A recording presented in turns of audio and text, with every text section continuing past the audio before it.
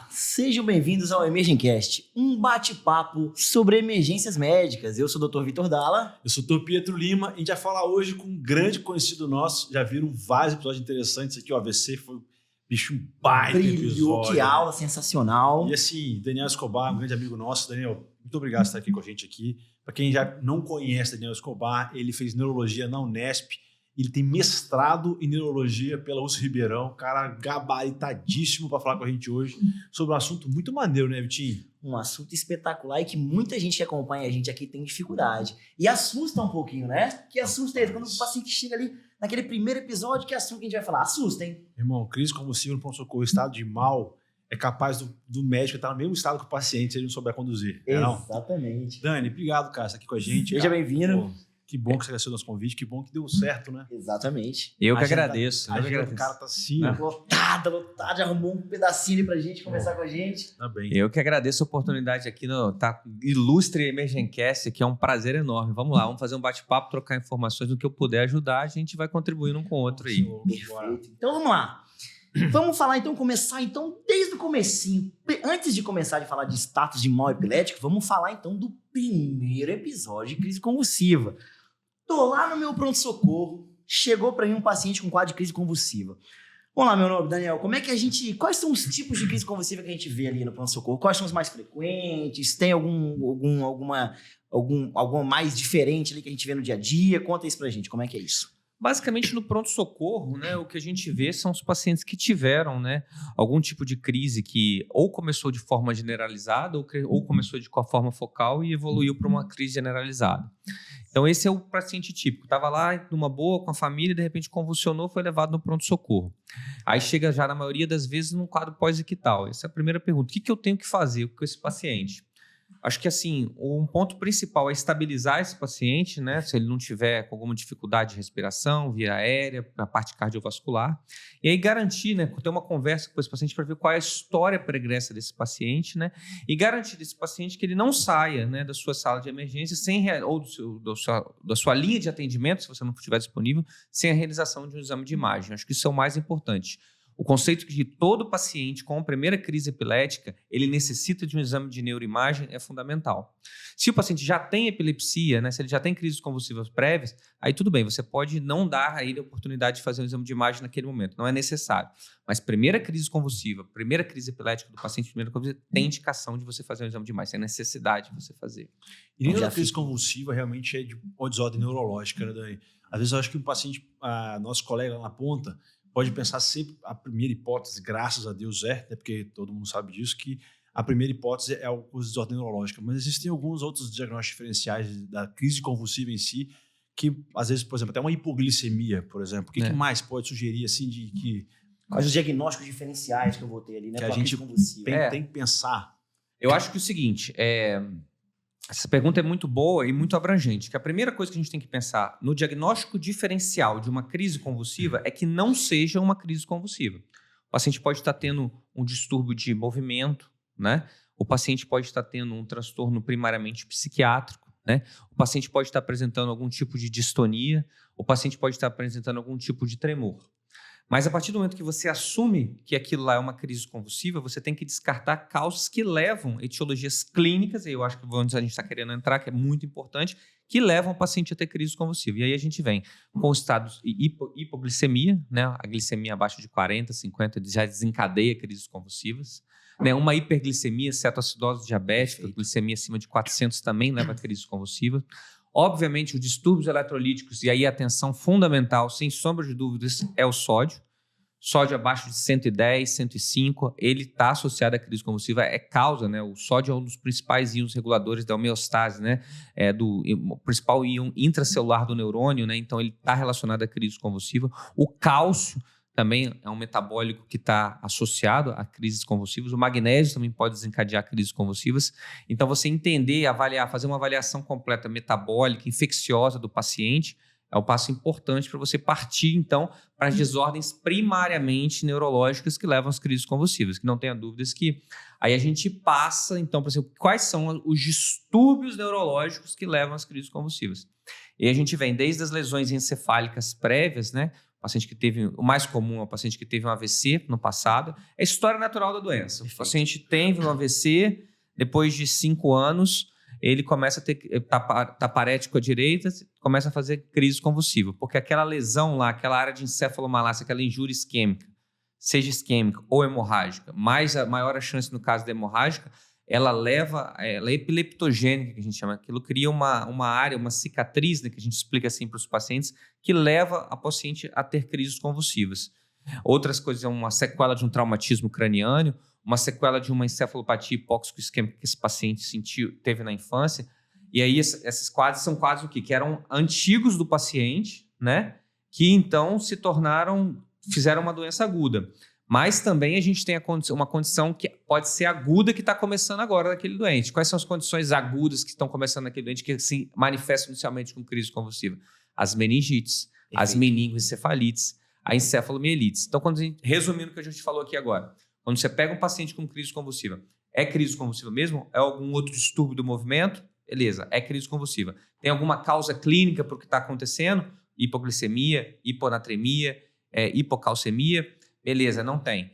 Agora, o paciente tem alguma coisa no passado que justifique o que aconteceu? Ele teve uma sequela de um traumatismo craniano, de uma encefalopatia hipóxico-isquêmica, ele teve uma sequela de um TCE, de um AVC, ou não tem? Pronto, esse paciente está tendo alguma coisa aguda que está justificando isso, ele teve uma alteração de comportamento prévio que está tendo, ele tem rigidez de nuca, ele está tendo febre, aí a gente pensa nas meningoencefalites, que são os quadros agudos para as crises convulsivas.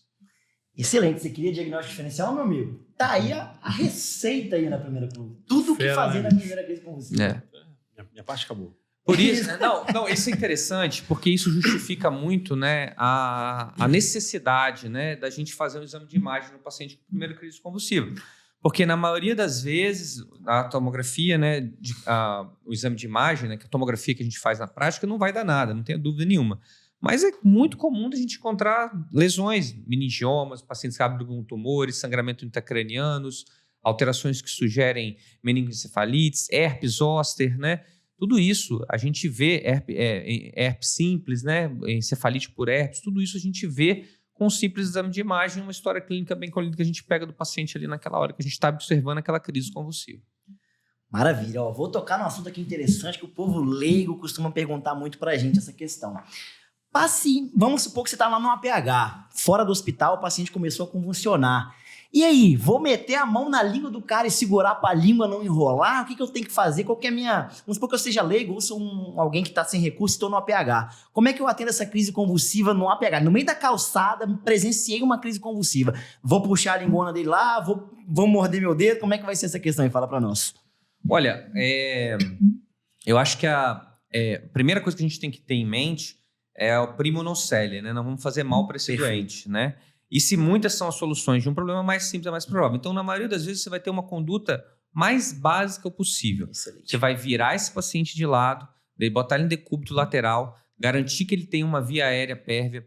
Por favor, isso não significa enfiar uma colher na boca dele. É apenas garantir que ele esteja respirando, abrir a boca dele. Você não é contraindicado colocar qualquer tipo de material, a mão, a boca, para que ele respire.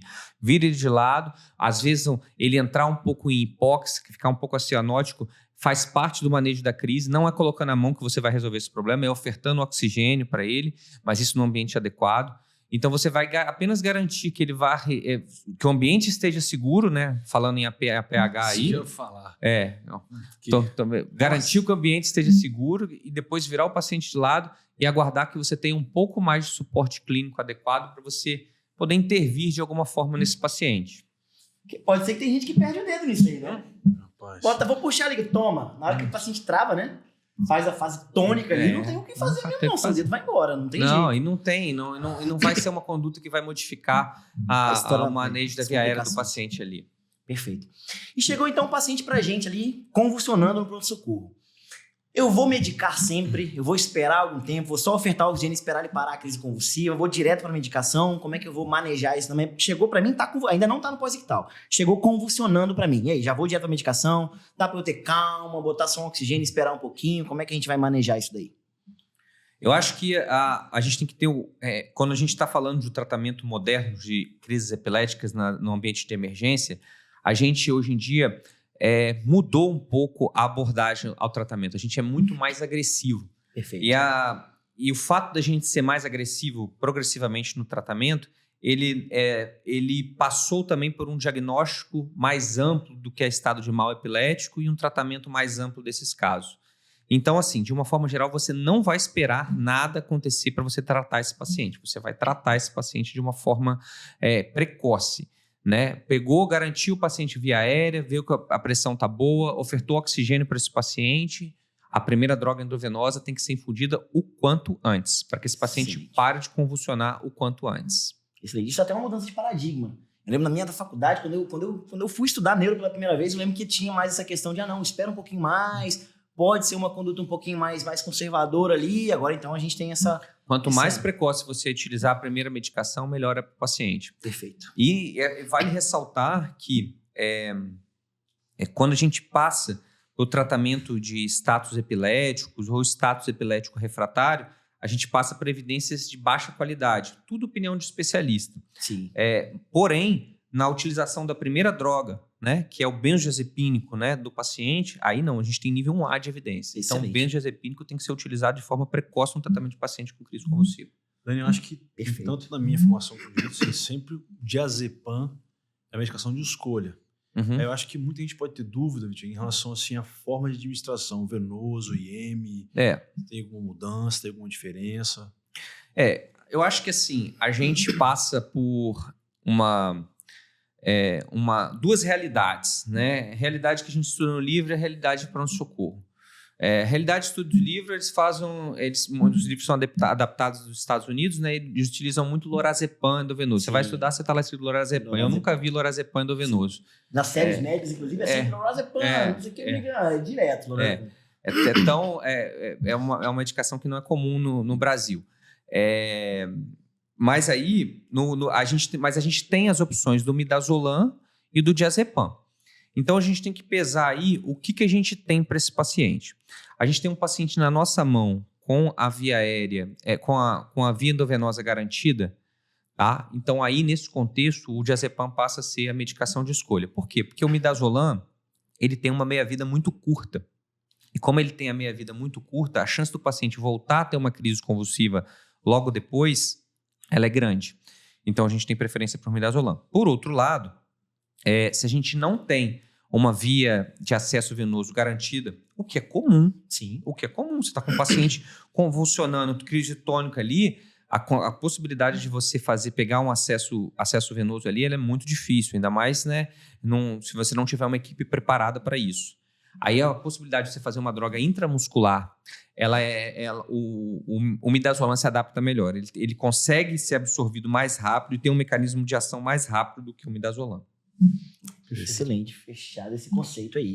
Bom, então, partindo do princípio que é um paciente que já tinha uma sequela, já, por exemplo, uma lesão sequelar, né? Um paciente já tinha uma TCE prévia, por exemplo. Comecei diazepam, vamos falar de outras drogas?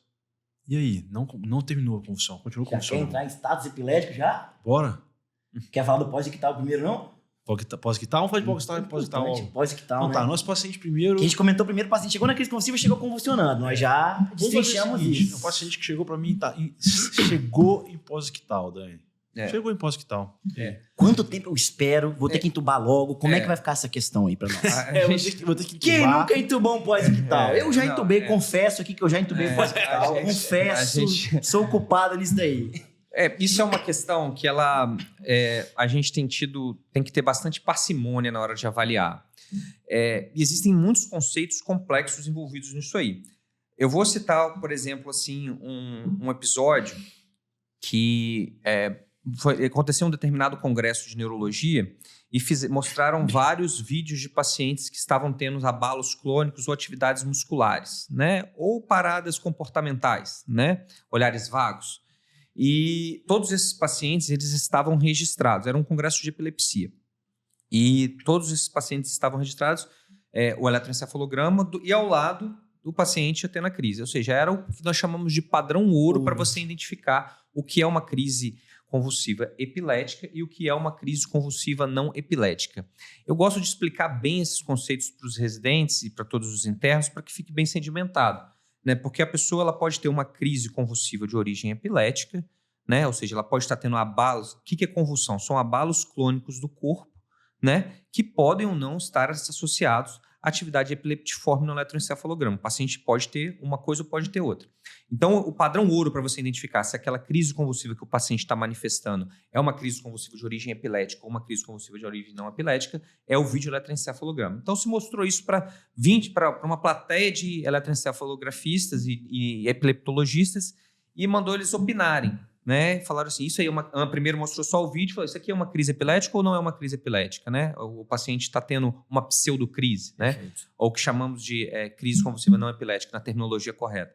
E surpreendentemente, metade das pessoas acertou e metade das pessoas errou. Eu vou corrigir aqui, eu não estou falando de pessoas, eu estou falando de especialistas em epilepsia. Exatamente. Quiçá nós, meros mortais que estamos dando emergência. Imagina. Então, como é difícil a gente diferenciar tecnicamente se o paciente está tendo uma crise convulsiva epilética ou se uma crise ele está tendo não epilética. E mais do que isso, olha como que essa informação ela é importante. A maioria dos pacientes que têm crises convulsivas não epiléticas, né, que tem as pseudocrises, eles têm crises epiléticas associadas. Então, tem horas que eles manifestam crises epiléticas e tem horas que eles manifestam crises não epiléticas. Então, isso dificulta muito o manejo na emergência. Então, assim, a gente tem que ter sempre um grau de tratamento nas fases iniciais que seja um pouco mais agressivo. A utilização da primeira dose de benzodiazepínico, da segunda dose de benzodiazepínico, eventualmente já começar alguma outra medicação, é uma conduta preconizada para você tratar esses pacientes. E quando o paciente está naquele pós-ictal, naquilo que a gente não sabe se é um pós-ictal, se é uma sonolência excessiva, até ali utilizar um benzodiazepínico pode ser, porque ele pode estar tendo o que chamamos de crises desperceptivas, né? Que o paciente está lá, aí ele está tendo o contrário. O que é o contrário? É uma crise epilética não convulsiva. Perfeito. Que ele está tendo a crise epilética lá, né? Que é a crise de ausência da infância que a gente tem, né? Que é a parada comportamental do olho, uma crise epilética não convulsiva. Então, a gente tratar esses pacientes é de bom tom também. É claro que a gente vai observar o paciente, tentar ter ele o mais próximo possível e sempre ter em mãos, sempre ter em mente que em um determinado momento você vai ter que tomar a decisão de que se você continuar fazendo medicação para esse paciente, você pode eventualmente fazer com que ele não tenha mais a capacidade de proteção de vias aéreas, que é o grande problema. E aí aí a gente passa a inserir riscos significativos na vida do paciente. Que a partir do momento que você toma a decisão de entubar um paciente numa sala de emergência, você está inserindo determinados riscos na vida do paciente, mas que são inerentes da própria condição na qual a situação está acontecendo. Então, assim, fazer medicações sedativas em pós-ictal acontece, faz parte do tratamento. Muitas vezes a gente vai acertar, muitas vezes a gente vai errar. Só nas fases iniciais a gente faz, senta a mão mesmo, mas se chegar no momento que a gente tem que entubar o paciente, a gente tem que ter um pouquinho mais de calma para evitar de fazer algum tipo de atrogenia. Dani, nistagmo é uma boa referência? O nistagmo ele é muito interessante. Na verdade, o paciente tem algumas alterações oculares, né? A versão ocular mantida, que não vira resistência, né? O ípicus, né? Que é aquela dilatação pupilar, que sugere que o paciente está tendo uma atividade epileptiforme e não está tendo crise convulsiva. Mas vejam que interessante. O nistagmo ele pode ser tanto uma manifestação de crise convulsiva, nesses contextos das alterações oculares, mas ele pode ser também um sinal clínico clássico e muito utilizado da intoxicação por fenitoína. Então, você tem que somar os sinais clínicos associados do paciente para poder tentar afirmar se é ou não um evento epileptiforme. Um dado isolado, dificilmente você vai poder dizer. Assim, existem algumas observações que a gente consegue perceber que sugerem crises convulsivas de origem não epilética, né? Que é aquele, por exemplo, o movimento de báscula da cintura, né? O paciente fica indo e voltando, ou a negação com a cabeça, assim, ó, né? O paciente tá convulsionando, né? Isso sugere muito que sejam crises convulsivas não epiléticas. Sugere, não garante. Perfeito. Tá? Porque existem crises epiléticas, por exemplo, as crises epiléticas do lobo frontal e do lobo temporal, que têm manifestações extremamente atípicas, né? e dificultam muito a vida de quem está tratando. Por isso a necessidade, se possível, de ter um eletroencefalograma associado. Existe uma tolerabilidade em relação a pós-ictal? Posso esperar 2 minutos, posso esperar 5 minutos, posso 10 minutos? Ou assim, enquanto estiver protegendo a via aérea, eu posso esperar para ver para onde o paciente vai? Eu acho que é essa a palavra Excelente. correta. Acho que você já respondeu a pergunta que você fez. Enquanto você tiver capacidade de proteção de vias aéreas desse paciente, você não entuba o paciente. E outro ponto que a gente usa como referência é como esse paciente está evoluindo. Ele está em pós-ictal, ele está piorando, ou esse pós-ictal ele está melhorando? Você está ali observando ele está começando a acordar? Não vou entubar o cara. Agora ele está piorando, está rebaixando cada vez mais, aí não tem jeito. Entendeu? Protege via aérea, entuba e é isso aí. Quem nunca? Quem Não nunca? tem jeito. Eu confesso. Então vamos entrar então em status de mal epilético, né, Pedro? Você já queria falar e agora é a Pô, hora. é um assunto muito maneiro. É muito massa, cara. A gente tá aqui se divertindo, Porque, cara. rapaz, Assistindo de camarote a aula. Cara, porque assim, rapaz, para quem a gente já passou por muita experiência com socorro e emergência, então, pra gente hoje, a gente já olha e fala, cara, vamos tocar, se não proteger via aérea, a gente vai entubar e vamos, né, tá com sedativo. mas pro cara que tá começando nisso daí. Rapaz, eu lembro quando eu comecei a pegar uma crise convulsiva. Como assim, doutor, crise convulsiva, eu quase chamava outro doutor, crise convulsiva, qual que é o próximo doutor? Porque, meu irmão, é assustador. É esteio, né? Não é bonito. Pô, A demais. manifestação clínica do paciente é uma manifestação que gera um desconforto em quem tá vocês- atendendo e no familiar, inclusive, E também. você espera que o diazepam sempre funcione, né? E se ele não funcionar? Eu acho que a primeira coisa que a gente tem que ter em mente, né, quando a gente fala de status epilético no ambiente de emergência, se a gente entende como esse conceito mudou, a gente consegue entender como o tratamento vem mudando cada vez mais. Há 20 anos atrás, há 10 anos, 20 anos atrás, a gente falava que status de mal epilético era definido quando o paciente está tendo mais de 30 minutos de crise convulsiva e seguido, sem parar.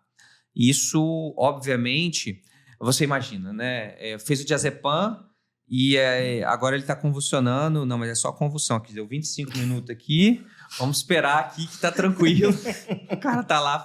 Sofrimento neuronal, fritando neurônio. Não, 25 aqui Não, aqui tranquilo, tá tranquilo aqui, ó. 28, 30, pá. Vamos lá.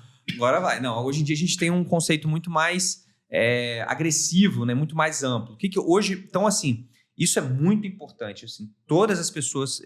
take home message de hoje aqui, todas as pessoas que estiverem assistindo esse podcast, né? Elas precisam sair com essa definição.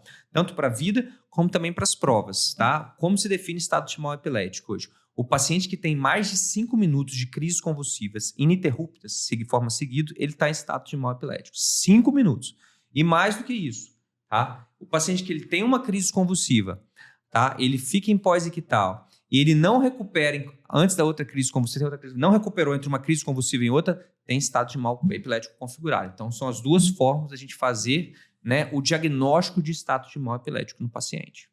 Excelente, maravilha. Bem conceituado, né? Para quem tá ouvindo a gente. E vamos começar, então, a falar do manejo, né, das medicações. Então, a gente já falou que a primeira medicação seria ali o benzodiazepínico.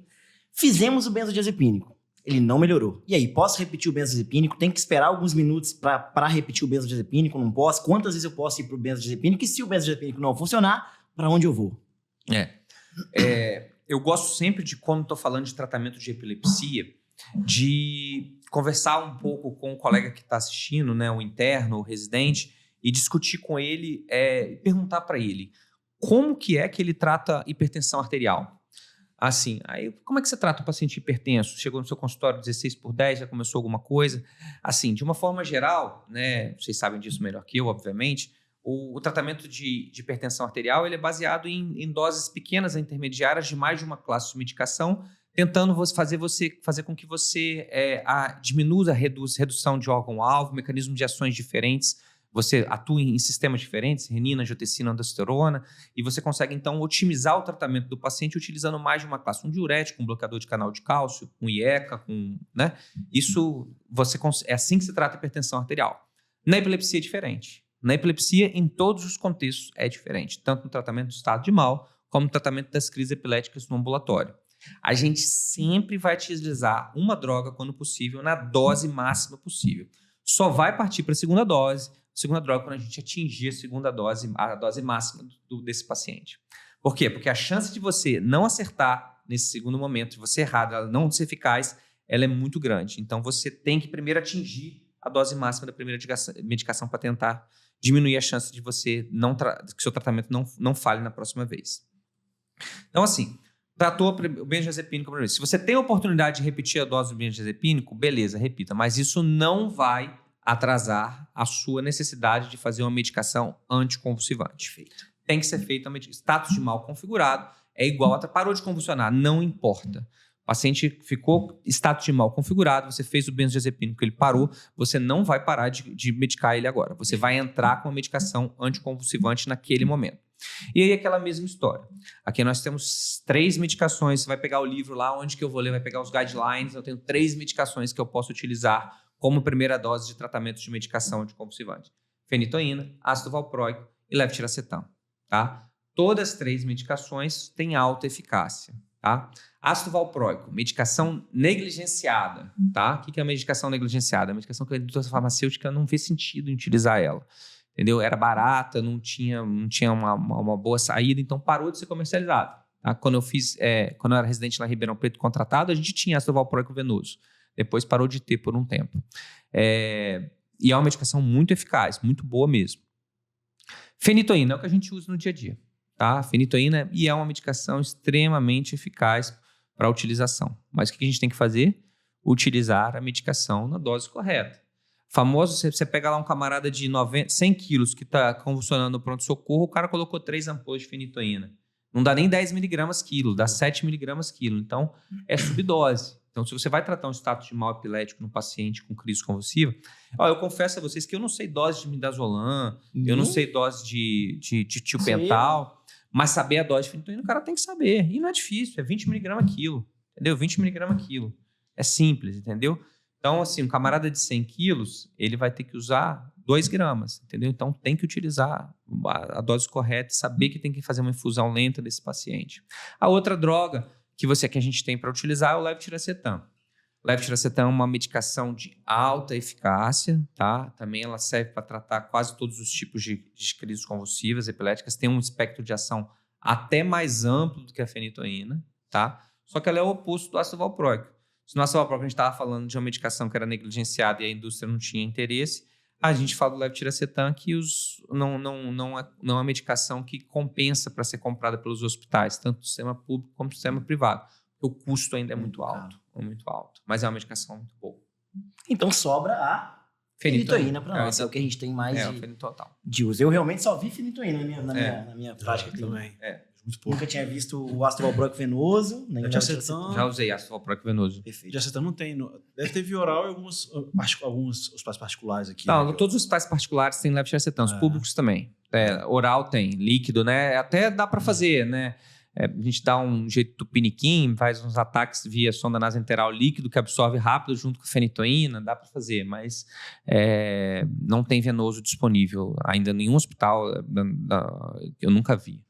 Os hospitais grandes de alto porte, AA tem já. Tá? E tem alguns hospitais que tem a lacosamida também.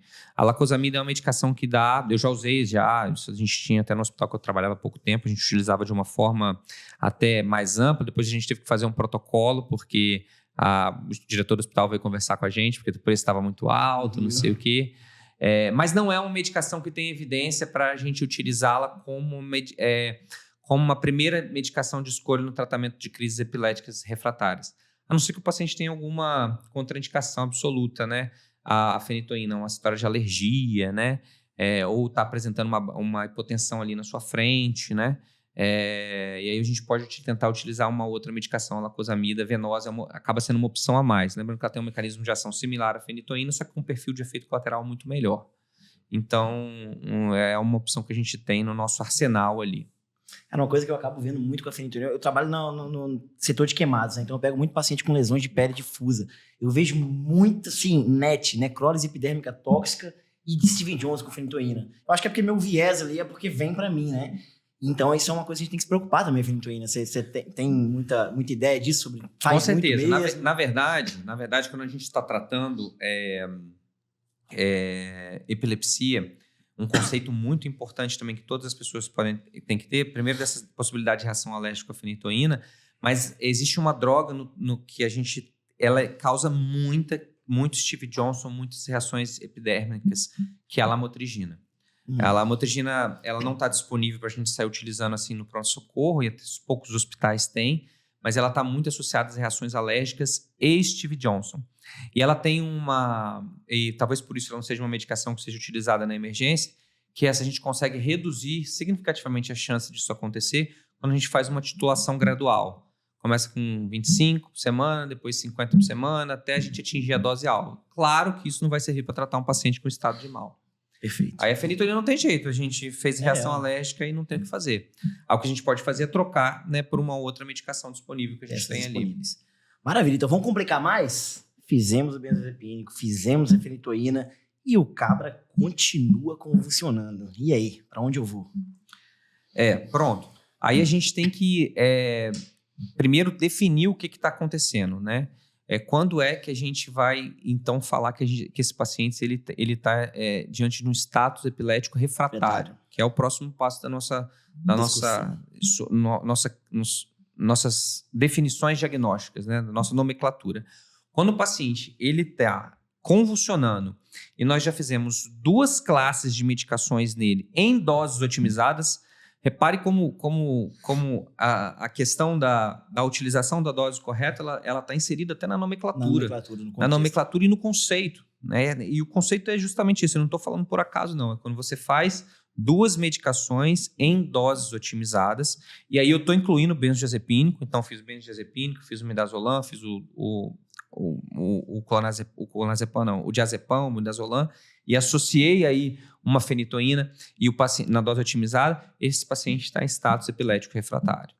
E aí a gente precisa de seguir o tratamento desses pacientes. E a gente tem algumas opções, né?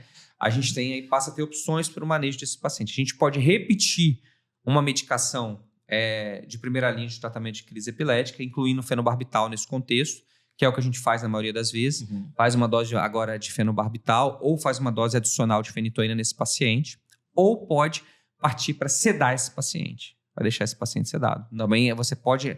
Não há, como eu falei, só temos evidências científicas nível 1A aí para o uso de benzodiazepínico no primeiro contexto. Aqui nós estamos falando sempre de opinião de especialistas, mas que está na recomendação da Academia Americana de Epilepsia.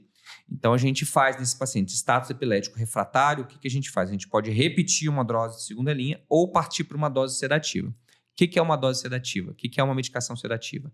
Bomba de midazolam ou tiopental.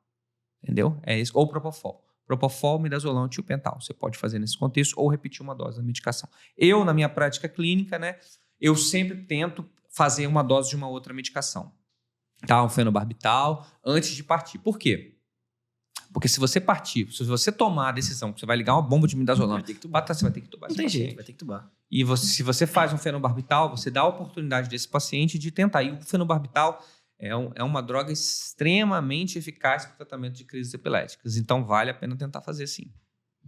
Perfeito, excelente. Show de bola, né? Diz uma coisa, Dani.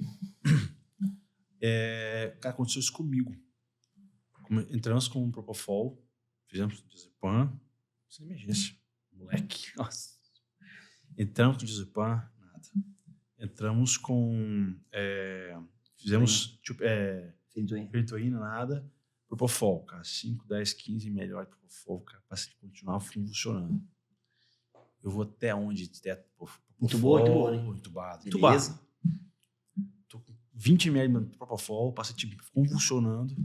E aí, assim, naquela situação, nosso hospital não era um hospital referência de AVC, nem AVC, mas de neurocrítico. E aí o SAMU tirou, convulsionando mesmo. E aí eu fiquei, meu irmão, e aí se estivesse lá, para onde que eu iria? Não, a primeira coisa que a gente tem que entender é que essas situações gravíssimas, todo mundo está sujeito a acontecer, tá? Então, assim, não significa que houve um erro no manejo. Alguns pacientes têm uma dificuldade. E, assim, é um paciente que já não deveria estar mais no ambiente de emergência, tinha que estar no ambiente de terapia intensiva, né? E eu já vi várias atrocidades nesse contexto, né? Eu já vi, por exemplo, o paciente estava convulsionando demais, ele não parava de convulsionar, e fizeram bloqueador neuromuscular no paciente. Aí parou de convulsionar, né? Senhora, mas o cérebro ali fritando. O cérebro fritando. Que isso, cara. Nesse contexto que você está falando aí, o Propofol é como a barbitura, que é o tiopental, entendeu? Partiu a droga mais forte que eu diria para o tratamento de crises epiléticas, isso aí é opinião de especialista novamente, é você fazer o coma barbitúrico nesses pacientes. Aí você fala assim, qual é o próximo conceito que a gente faz? A gente faz o conceito de status epilético suprarrefratário. É quando o paciente está com 24 horas de uma medicação anestésica e não para de convulsionar. E você tem que aí começar a ampliar muito para pensar no que está acontecendo. Geralmente não é um AVCzinho que desencadeou isso aí. Tem uma meningoencefalite em atividade, que está precisando, você tem que tratar esse paciente com antibiótico. Uma coisa que causa muito isso, herpes. Encefalite por herpes. Você vai ver o lobo. Por quê? Porque a encefalite por herpes, além de ser da atividade do vírus, é um vírus que age no lobo temporal. Então, assim, muito epileptogênica essa região. Então, aí você tem que tratar desse paciente com tiopental e tentar monitorizar ele, tentar controlar, ver o que está acontecendo, tentar controlar. Ao que mais que pode ser feito? Aí são todas medidas que têm baixíssima evidência, eventualmente até fazer corticoide nesses estados suprarrefratários, que o paciente não para de convulsionar. Tem um eletroencefalograma do seu lado aí, mas nesse contexto aí que a gente já está discutindo isso tudo, onde já se foi feito de tudo, a gente já começa a inserir também uma nova questão aí na vida do paciente, que é uma possibilidade de um prognóstico desfavorável. Isso tudo tem que ser avaliado. A chance de ficar sequela aí por aquele sofrimento neuronal prolongado por mais de 24 horas, né? Com certeza. 24 horas seria o tempo assim que você... Vai considerar um suprarrefratário. 24 horas de medicação anestésica que não respondeu o status epilético suprarrefratário. Rapaz, eu, graças a Deus, nunca lidei com uma dessa aí, bicho, na vida. Imagina o desespero do ser humano. É difícil. É bem difícil. Rapaz, você tenta fazer tudo ali e a frustração do médico não consegue melhorar aquilo, caramba. Pegou muito caso, já pegou alguns anos. Não, a verdade, assim, o que acontece? A gente é chamado para ver, né? Porque a gente, quem vê isso, quem tá lá botando é o intensivista, né? Sim. No modelo correto, né? A gente é chamado para opinar, né? E, assim, aí é benzodiazepínico, né? E tiopental, entendeu? Já vi algumas vezes acontecer, sim, principalmente nesses contextos que eu falei para vocês aí, das encefalites por herpes, foram as vezes que eu vi, e encefalites autoimunes também, né? Talvez até por isso o tratamento com corticoide faça sentido, porque assim, a gente fica muito tentando pensar em tratar a crise epilética, e tem que tratar, não tenho dúvida nenhuma, mas a gente está falando de 24 horas de evento já, né, pelo menos, né, fora o que veio antes. Então assim, já deu tempo suficiente para você botar a mão na cabeça, parar e sentar e falar o que está acontecendo aqui. Está na hora de eu parar e tratar o que está acontecendo também. E muitas vezes é isso que vai tirar o paciente da crise, né? Um corticóide para tratar uma encefalite autoimune, um aciclovir para tratar uma encefalite por herpes, né? Que são medidas que que a gente consegue intervir no paciente, entendeu? Ampliar o diagnóstico diferencial, colher um líquido desse paciente, garantir que um exame de imagem seja feito, entendeu? Pensar no que está acontecendo de uma forma mais ampla. Dani, te perguntar uma parada. Em que cenário disso tudo aí o eletroencefalograma começa a pleitear, fazer sentido? Desde o início, qualquer crise, por exemplo, porque eu uso a segunda droga, já faz sentido usar? Tem um cenário que você fala assim, cara, não, faz assim, assim, assim, nesse melhor momento é agora, não é? O eletroencefalograma assim, por exemplo, não, diazepam, tiopental. Esse cara precisou de tiopental para sair da crise. Faz sentido falar de eletrocardiograma aqui? Eletroencefalograma? Pronto, essa pergunta é muito boa. A primeira coisa que a gente tem que ter em mente é o seguinte, a gente só tem indicação de realizar eletroencefalograma no ambiente hospitalar nesse contexto. E esse contexto faz necessária a utilização do eletroencefalograma, que é estado de mal epilético. Então, quando é que o paciente teve 2 crises convulsivas e não acordou, ou tem 5 minutos mais de crise, ele está indicado fazer um eletroencefalograma. Então, é nesse contexto, apenas nesse contexto. Mas tem muita gente que entra nesse contexto.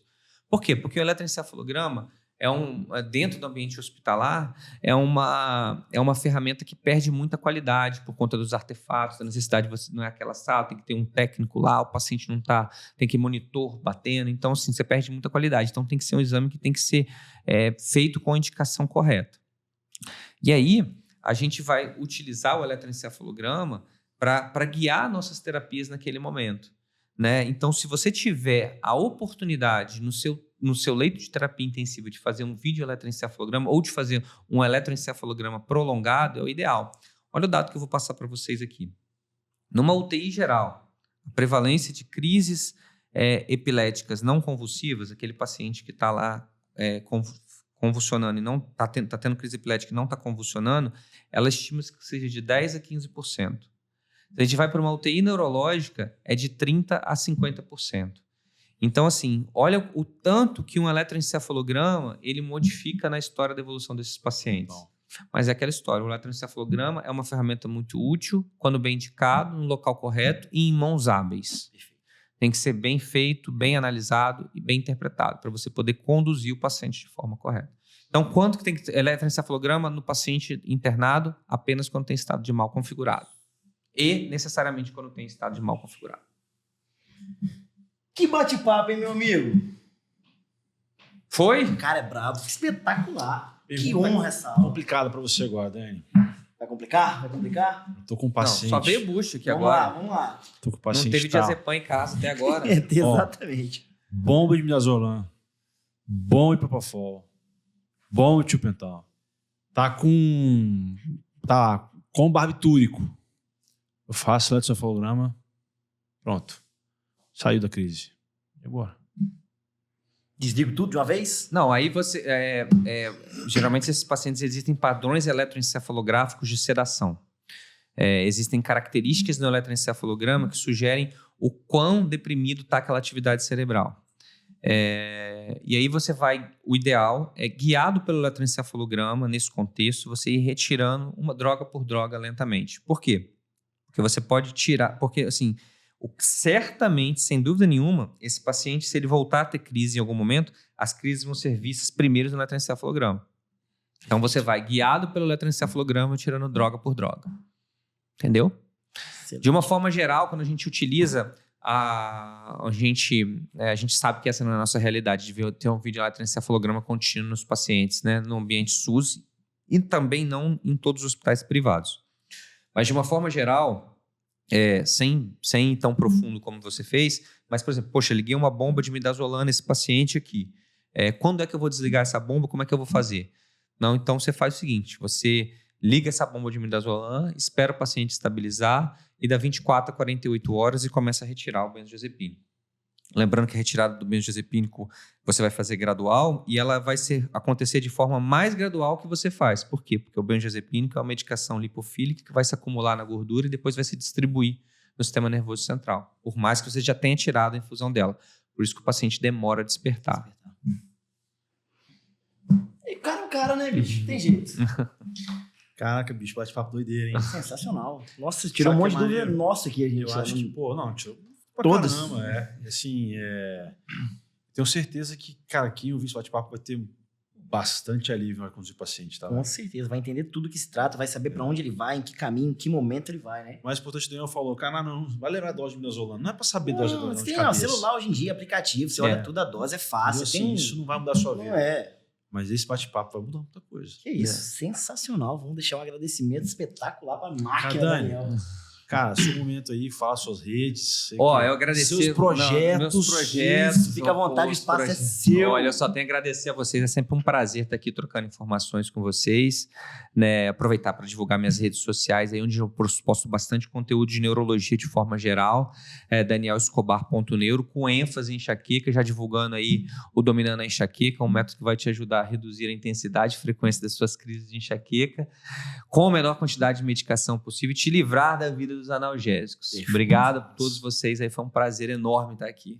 Bom demais. É isso. Rapaziada, Então, galera, obrigado por ter a gente até aqui agora, aqui nesse momento. Pô, lembre-se de também acompanhar a gente, Spotify, o podcast, Instagram, Instagram. Caso Clínico Diário. Visioncast, estamos chegando a quase 200 mil. Quase 200 seguidores. São as estrelas da medicina digital do mundo, não é do Brasil, não. Nossa, É quem do dera, mundo. hein, quem São dera. as estrelas Nós da... estamos chegando em algum lugar porque nossos convidados são cada vez Exatamente, a gente não faz nada, a gente só pergunta pra eles e eles que são os astros. nossos aqui. convidados e os nossos carinhosos Ouvintes, aí. nossos emerging casters. Rapaziada, obrigado por tudo. Então, galera, aí. grande abraço. Até a próxima. Até a próxima. Até a próxima, grande abraço.